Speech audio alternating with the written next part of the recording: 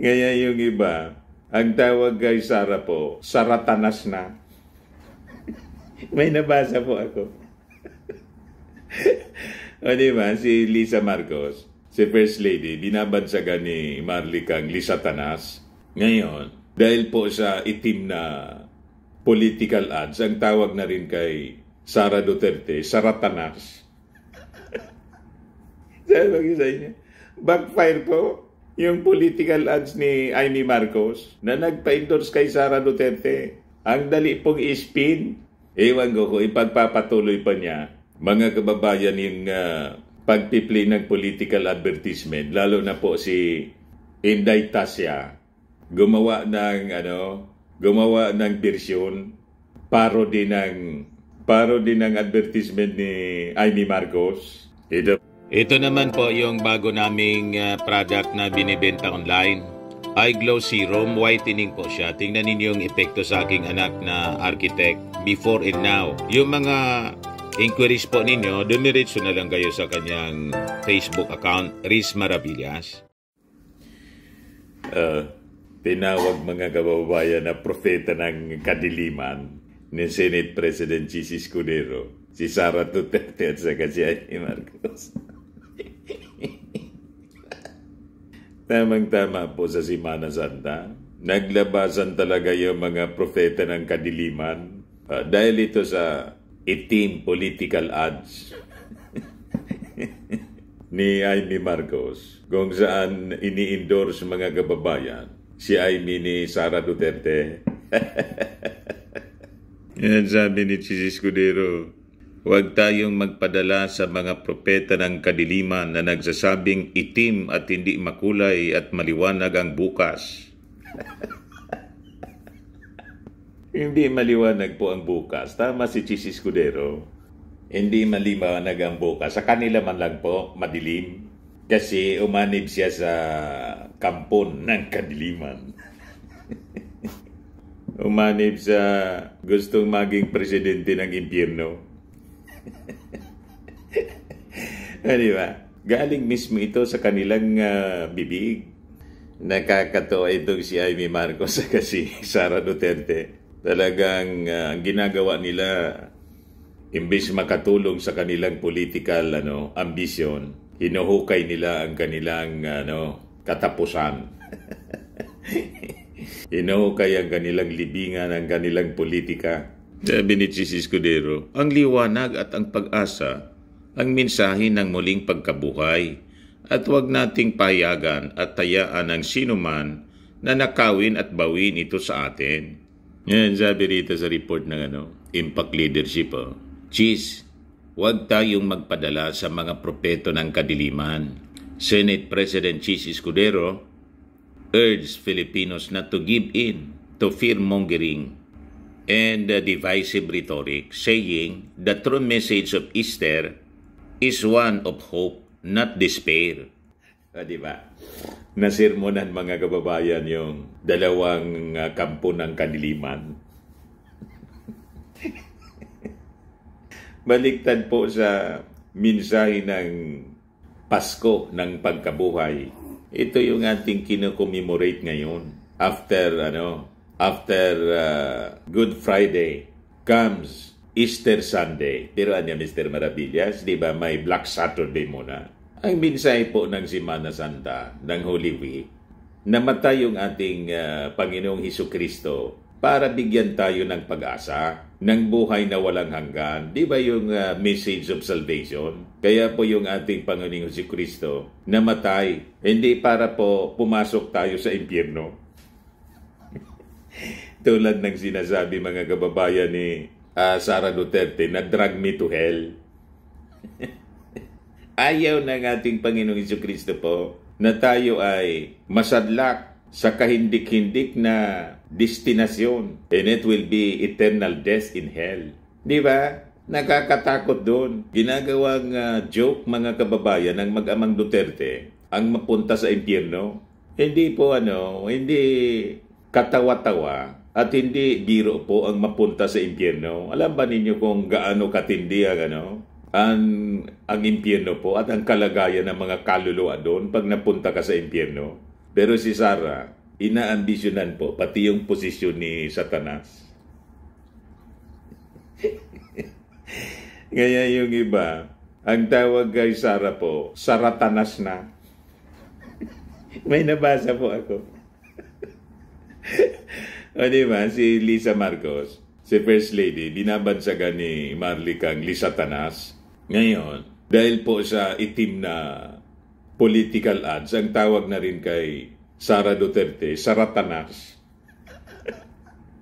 Sabi ko sa inyo, backfire po yung political ads ni Amy Marcos na nagpa-endorse kay Sara Duterte. Ang dali pong ispin. Ewan ko kung ipagpapatuloy pa niya, mga kababayan, yung pagpiplay ng political advertisement, lalo na po si Inday Tasya, gumawa ng bersyon, parody ng advertisement ni Amy Marcos. Ito po, yung parody ni pakinggan ninyo.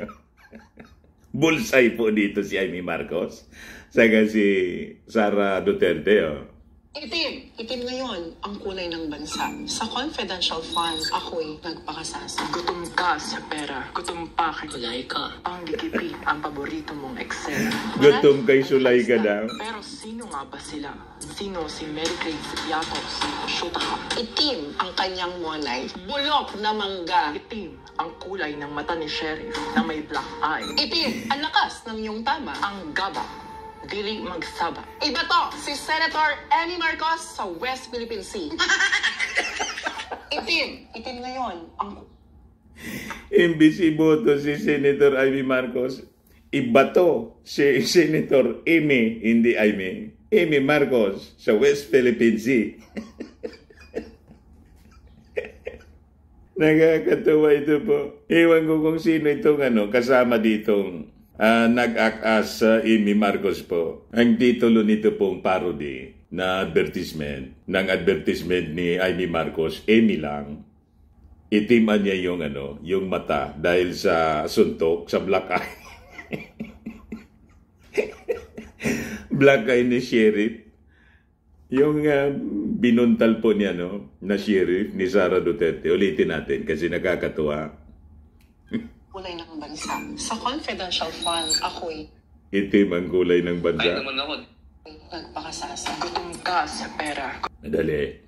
Replay natin. Itim ngayon ang kulay ng bansa. Sa confidential fund, ako'y nagpakasasa. Gutom ka sa pera. Gutom pa kay Sulay ka. Panggigipi ang paborito mong eksena. Marami ang nakalista. Pero sino nga ba sila? Sino si Mary Grace Piatos? Shoot ka. Sino daw si Itim Mary ang Grace kanyang Piatos? monay. Bulok na mangga. Itim ang kulay ng Bulok mata na ni mangga, Sheriff na may manggagamit. black Itim ang lakas ng iyong tama. eye. Ang gaba. Dili magsaba. Iba to, si Senator Amy Marcos sa West Philippine Sea. Itim. Napakagaling mga kababayan ni Inday Tasya. Yung bading po na ginagaya si gumaganon ka. Si Sara Duterte. Kaya po. So habang joke siya po, makatotohanan ang sinasabi dito ni Inday Tasya. Inday Tasya Gironda. Viral din po yung video ni Inday Tasya. Kung nag-viral yung advertisement ni Amy Marcos dahil sa maitim na budhi. Lalo nag-viral mga kababayan itong parody. So balikan natin yung sinasabi ni Cheese Escudero mga kababayan na huwag tayong maniwala, huwag magpadala dito sa mga propeta ng kadiliman. Huwag tayo magpadala sa mga propeta ng kadiliman na nagsasabing itim at hindi makulay at maliwanag ang bukas, sabi po ni Escudero sa kanyang Lenten message. In what appeared to be a veiled response to a recent political ad by Senator Amy Marcos and impeached Vice President Sara Duterte. The controversial ad, which aired ahead of Holy Week, featured the two officials dressed in black and painting a green picture of the country, with Duterte declaring itim ngayon ang kulay ng bansa, sa gutom at krimen, nagluluksa. Ang nagluluksa po matagal na, yung mga biktima ng AJK.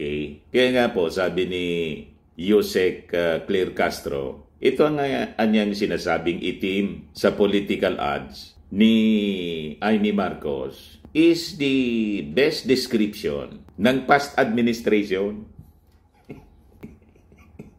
Hindi po ng administrasyon ng ating Pangulo. Kasi nakikita na niya natin, paputi na niya. Hindi pa puting-puti, pero konting kulan na lang niya. Puputi na. Kasi nga galing sa itim. Itim na administrasyon because of the AJK. Thousands of victims, mga kababayan, yung pamilya nila, ang matagal nang nagluluksa. At ngayon, nagkaroon sila ng pag-asa. Pagkatapos, binabaliktad po ni Amy Marcos tapos ni Sara Duterte sa pamamagitan ng kanilang political ads na lahat baliktad. Tinawag nga po ni Claire Castro, ni Yusek Claire Castro na fake news. Kasi yung crime index po, pababa ng pababa, nakikinig sa fake news. Mga kababayan na niwala sa kanilang sariling kasinungalingan. Itong si Amy Marcos, tapos si Sara Duterte, wag kami. So pati si Chis Escudero, tinawag na sila ng mga propeta ng kadiliman. O, di ba? Backfire po lahat ng mga masasamang gawain nila. Sabi dito ni Chis Escudero na malinaw na patama dito sa dalawa. Without naming names, Escudero emphasized that Holy Week is a time for reflection, forgiveness, and unity, not for deepening political divides. Baliktad nga, si Sara, nagsasabi siya doon sa message niya na para sa Semana Santa na kailangan daw tayo magkaisa. Siya mismo, mga kababayan, ang hindi nakikipag-isa, partisan ng unity, tapos umalis po dahil tinanggalan ng confidential funds. O, diba? Sila, mga kababayan, ang nangaaway. Never yung ating Pangulong Bongbong Marcos. Sila yung mga known, kilalang mga palaaway. Nakikita ninyo, banta sila ng banta. Kaya nga po si Sara Duterte na impeach. Ang unang article, una sa 7 articles of impeachment, yung mismong pagbabanta sa ating Pangulo, kay Lisa Marcos at kay Martin Romualdez. So sino ngayon ang kampo ng kadiliman? Di ba? Napakalinaw. Kaya tama itong sinasabi ni Chis Escudero. Although hindi sila pinangalanan, pero malinaw na patama po sa kanila. Sabi dito, ito ang panahonan niya upang isang tabi muna ang anumang hidwaan, panggagamit, panlalamang, pagkakaiba ng pananaw at ang politika na madalas nag-ati-ati sa atin. Kapwa muna bago ang sarili. Madaling sabi, ang sinasabi ni Chis Escudero, unahin yung ating mga kababayan bago yung sarili. Ito, lahat pang sarili po yung sinasabi nila. Pati nga po yung panawagan ni Digong, hindi man po para sa bansa. Iboto daw yung mga kandidato nila sa PDP laban para sa kanyang anak na si Sara. So magsisuldo tayo ng mga senador ng milyon-milyon. Para lang sa kanyang anak, hindi para sa ating bansa. Yun ang panawagan ni Digong.